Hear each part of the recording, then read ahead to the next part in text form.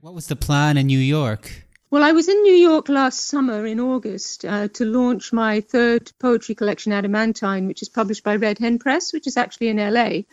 But being having an American publisher, and being Canadian, I wanted to celebrate the book in North America, and I've got a lot of friends in New York, so that made more sense to me than going to LA.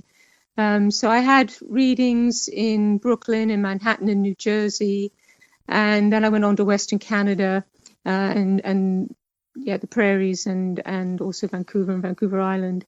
But while I was in New York, I had a reading with Dolores Hayden, another Red Hen poet who's written a book called Exuberance, which is about the early days of aviation. And we both had a kind of interest in pioneering women. And she arranged for me to read at the KGB bar. So that was what was going to happen on Monday, actually, on the 27th. And then around, January, I just started getting lots of emails from people in New York saying, "Are you sure you really want to come?" My friend said she wasn't even going out of her apartment anymore, even at the end of January. She could see what was coming, and obviously, and then now it's I'm not even allowed to go. My flight is cancelled. But I adapted. I actually did. I was in a little bit of denial to start with. I will confess that. But as soon as I really realized the gravity of the situation, it's like, of course you can't go.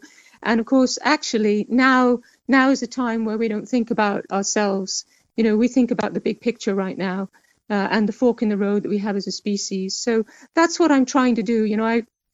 I live my day-to-day routine, and I try and take care of myself, and I actually appreciate the lockdown for that.